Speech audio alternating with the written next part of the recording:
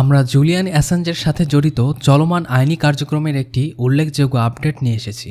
লন্ডনে যুক্তরাজ্যের হাইকোর্ট মার্কিন যুক্তরাষ্ট্রে প্রত্যাবর্তনের বিরুদ্ধে অ্যাসাঞ্জের চূড়ান্ত আপিলের বিষয়ে একটি সমালোচনামূলক শুনানি শুরু করেছে।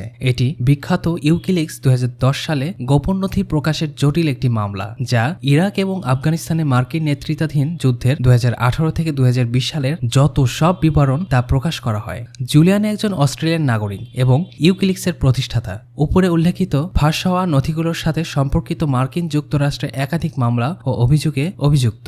মার্কিন সরকার সক্রিয়ভাবে 52 বছর বয়সী এই জুলিয়ানের প্রত্যাবর্তন চাইছে এবং যুক্তরাজ্যের হাইকোর্টে আসন্ন শুনানি মার্কিন যুক্তরাষ্ট্রে বিচারের মুখোমুখি হবে কিনা এটাই মূল বিষয়। জুলিয়ান যুক্তরাজ্যের আদালতে একটি দীর্ঘ আইনি লড়াইয়ে জড়িয়ে পড়েন, যেখানে সাম্প্রতিক রায়গুলি ধারাবাহিকভাবে তার প্রত্যাবর্তনের পক্ষে রয়েছে।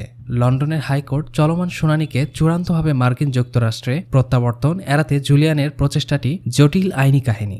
যুক্তরাজ্যে এর প্রতিকূল ফলাফলের ক্ষেত্রে ইউরোপিয়ান আইনের দল ইউরোপীয় বিচার আদালতে আপিল করেছে। উপরন্তু তার স্ত্রী স্ট্রেলা অ্যাসাঞ্জ তার সুস্থতার বিষয়ে উদ্বেগ প্রকাশ করে তাকে যুক্তরাষ্ট্রের কাছে হস্তান্তর করলে তার সম্ভাব্য গুরুতর পরিণতির কথা উল্লেখ করে তার প্রত্যাদেশ সাময়িকভাবে বন্ধ রাখার জন্য ইউরোপীয় মানবাধিকার আদালতের কাছে যাওয়ার জন্য প্রস্তুত হয়েছেন। লন্ডনে ইকুয়েডরীয় দূতাবাসের আশ্রয়ে 7 বছর অতিবাহিত করার পর 2019 সালে লন্ডন মেট্রোপলিটন পুলিশ তাকে গ্রেপ্তার করে।